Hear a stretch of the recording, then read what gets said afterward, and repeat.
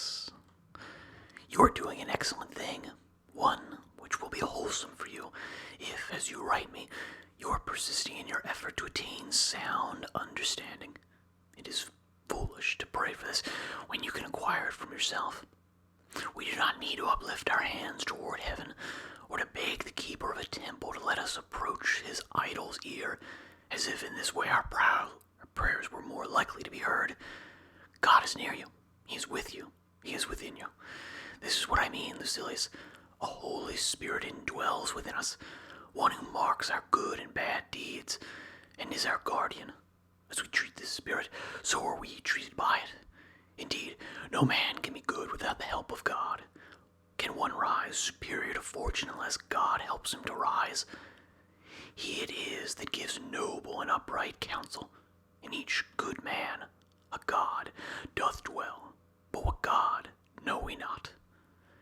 If ever you have come upon a grove that is full of ancient trees, which have grown to an unusual height, shutting out a view of the sky by a veil of pleached and intertwining branches, then the loftiness of the forest, the seclusion of the spot, and your marvel at the thick, unbroken shade in the midst of the open spaces will prove to you the presence of a deity. Or if a cave made by the deep crumbling of the rocks holds up a mountain on its arch, a place not built with hands but hollowed out in such spaciousness by natural causes, your soul will be deeply moved by a certain intimation of the existence of God. We worship the sources of mighty rivers. We erect altars at places where great streams burst suddenly from hidden sources. We adore springs of hot water as divine, and consecrate certain pools because of their dark waters or their immeasurable depth. If you see a man who is unterrified in the midst of dangers, untouched by desires, happy in adversity, peaceful amid the storm, or looks down upon men from a higher plane and views the gods on a footing of equality, will not a feeling for reverence for him steal over you? Will you not say, this quality is too great and too lofty to be regarded as resembling this petty body in which it dwells? A divine power has descended upon that man. When a soul rises superior to other souls, when it is under control, when it passes through every experience as if it were of small account, when it smiles at our fears and at our prayers, it is stirred by a force from heaven. A thing like this cannot stand upright unless it be propped by the divine. Therefore, a greater part of it abides in that place from whence it came down to earth. Just as the rays of the sun do indeed touch the earth, but still abide at the source from which they are sent, even so the great and hallowed soul, which has come down in order that he may have a nearer knowledge of divinity, does indeed associate with us, but still cleaves to its origin. On that source it depends. Thither it turns its gaze and strives to go, and it concerns itself with our doings only as a being superior to ourselves. What, then, is such a soul? One which is resplendent with no external good, but only with its own. For what is more foolish than to praise in a man the qualities which come from without? And what is more insane than to marvel at characteristics which may at the next instant be passed on to someone else? A golden bit does not make a better horse.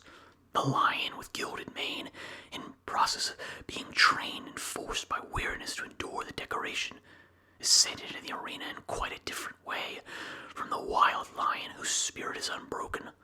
The latter, indeed, bold in his attack, as nature wished him to be, impressive because of his wild appearance, and it is his glory that none can look upon without fear, is favored, in preference to the other lion, that languid and gilded brute. No man ought to glory except in that which is his own. We praise a vine if it makes the shoots teem with increase, if by its weight it bends to the ground the very poles which hold its fruit.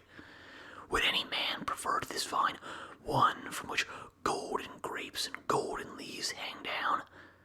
In a vine that virtue peculiarly its own fertility. In man also he should praise that which is his own. Suppose that he has a retinue of comely slaves and a beautiful house, that his farm is large and large his income. None of these things is in the man himself, they are all on the outside. Praise the quality in him which cannot be given or snatched away, that which is the peculiar property of the man. Do you ask what this is? It is soul and reason brought to perfection in the soul, for man is a reasoning animal. Therefore man's highest good is attained if he has fulfilled the good for which nature designed him at birth. And what is it which this reason demands of him? The easiest thing in the world, to live in accordance with his own nature. But this is turned into a hard task by the general madness of mankind. We push one another into vice, and how can a man be recalled to salvation when he has none to restrain him